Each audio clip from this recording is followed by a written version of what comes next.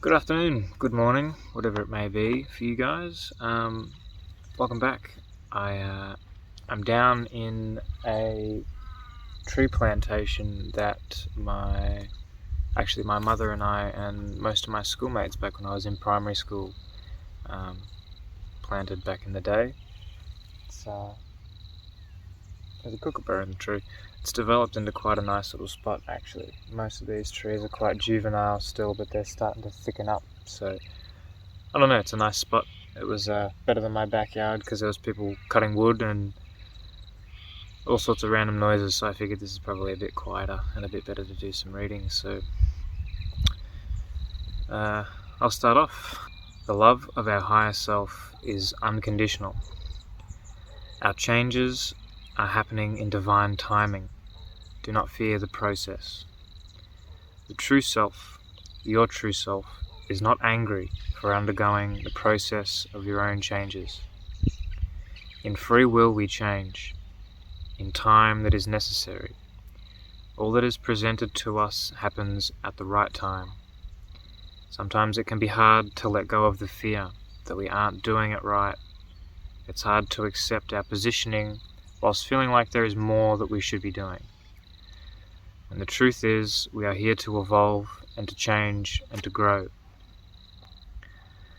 However a flower may bloom, it is not wrong for its imperfections. Rather, that's what makes its character.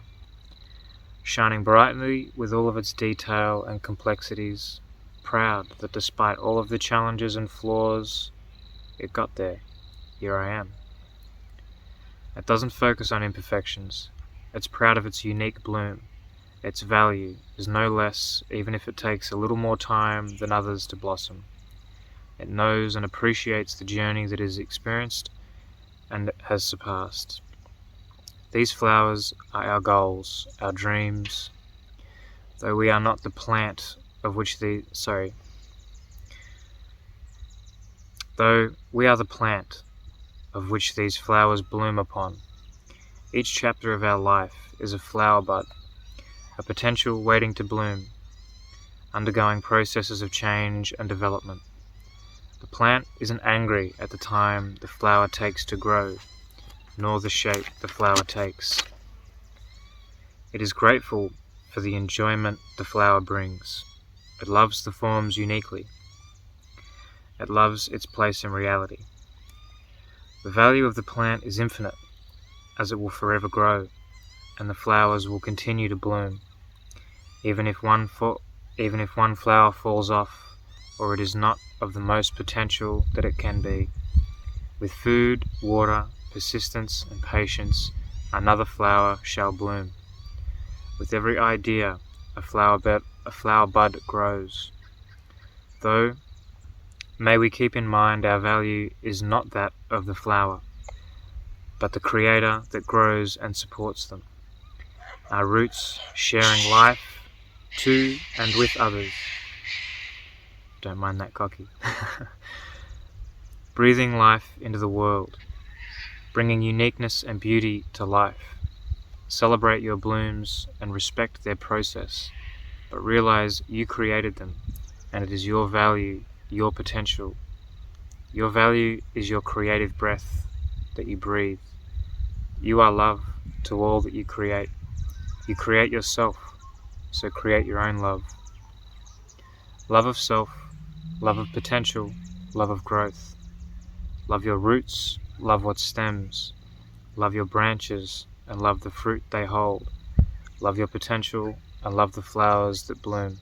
Allow yourself to be a gift.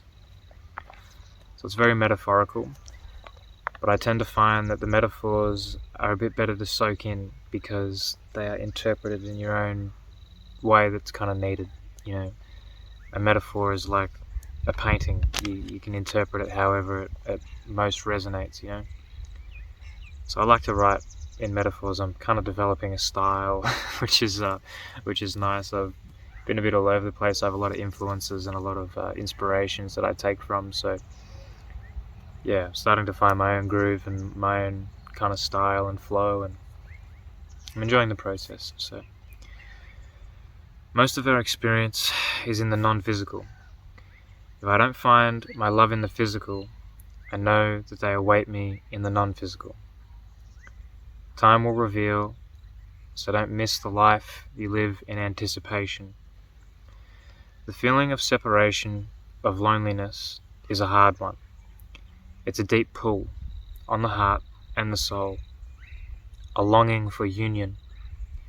It is a challenge for the human to grasp that the infinite, tender, pure love that they long for is within the non-physical always, waiting our return. Warriors of life, riding in on horseback, back home to our families that never stopped thinking about us, never stopped loving us. That love will never fade, and it can never die. Life happens in the blink of an eye, and love is eternal. However painful it may seem to think you are alone, infinite love awaits you after your journey. Lucky are they whom get to live their journey together. Strong are those whom experience it alone. The truth be told, we are never alone.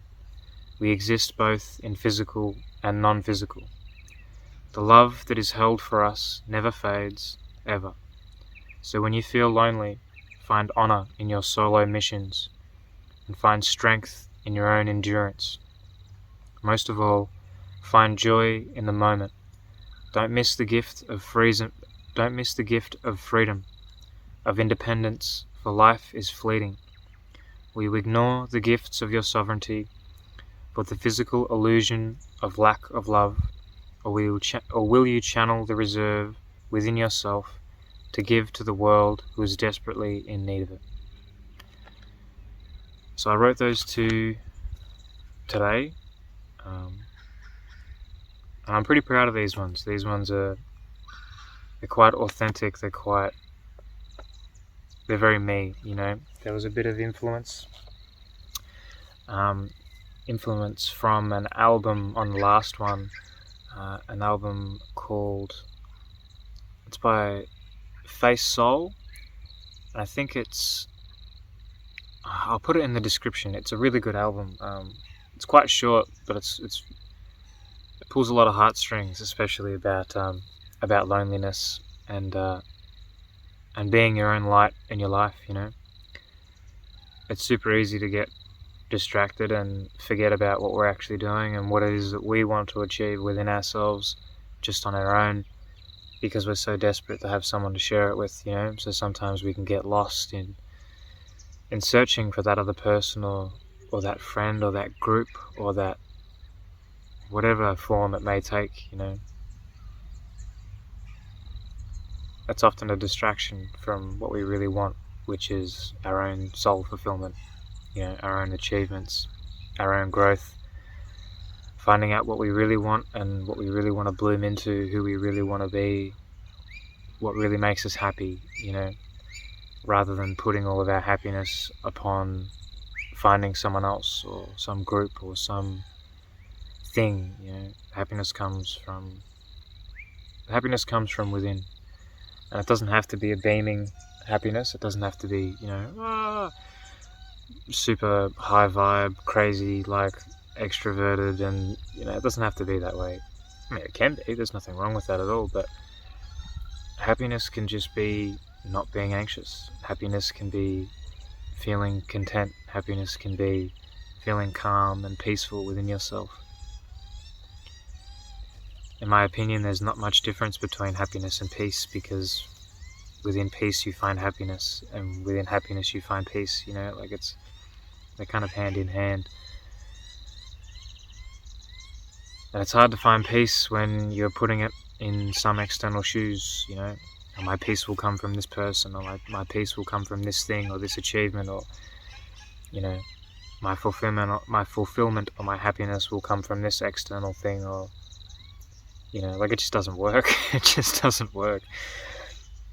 You know, I mean, some people go their entire life chasing some external thing to place their happiness upon, but, you know, they could have everything, but they're still not happy because they haven't found that happiness within, because, you know, it comes from within.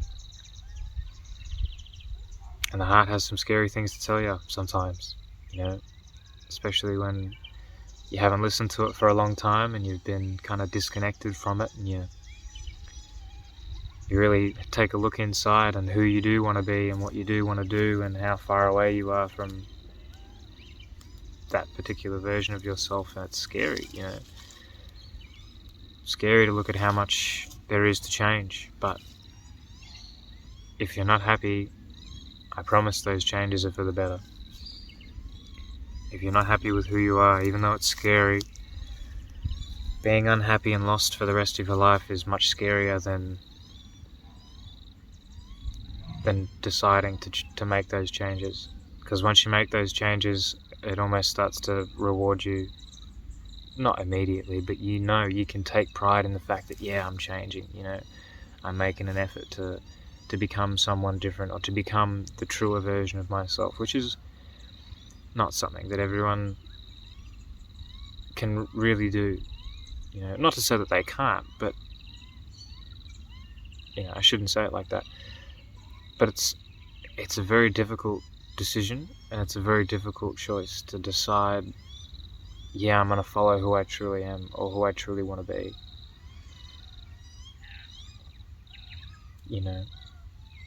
I'm not perfect. There's still a lot of things that I know that I could be doing, or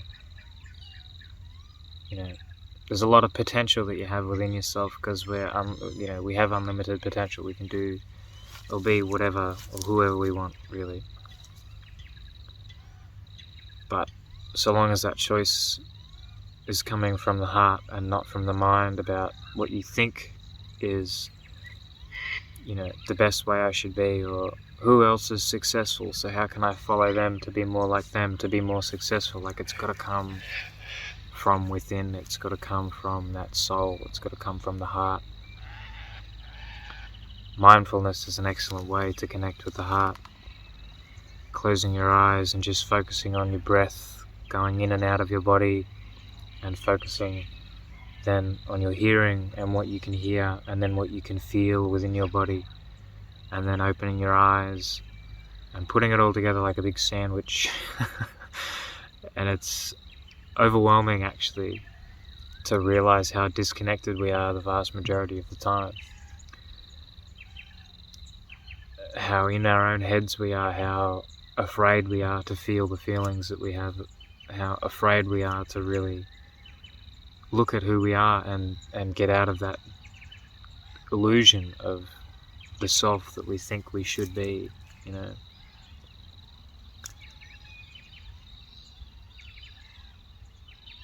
I think at this time in life, it's the beginning of, and I don't just mean for me, although it is, for sure, but I think globally there is an awakening of people really coming to terms with what they want.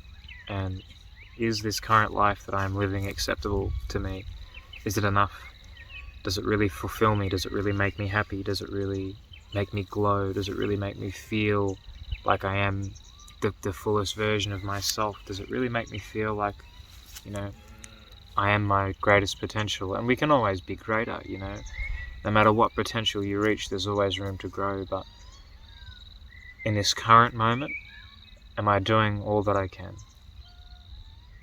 And not to put pressure on yourself to do over and above what is called within, The mind can go, oh, we could be doing this. But within the heart, what feels right within the heart, what feels right within the now, what feels good, what feels right. And that's your guidance system, what feels true to who I am. That's probably enough for today. It's a bit of a long, it was going to be a short one, actually. I was going to do a short one today, but it's ended up going on for a little while. But I think it's a good thing. I can't really look at the camera or get that connection when I'm reading the book. My eyes going from the pages to looking at the camera can put me off sometimes, and it makes my writing less smooth. That's one of the things that I'm working on. So stay tuned for that, I suppose. But yeah, I hope everyone's having a wonderful day and or night or morning or afternoon or whatever time it may be for whoever's watching. And yeah, thank you for tuning in. Thank you for listening. I hope there's some value in what's been said, and I look forward to the next one. So yeah, have a good one. Thank you.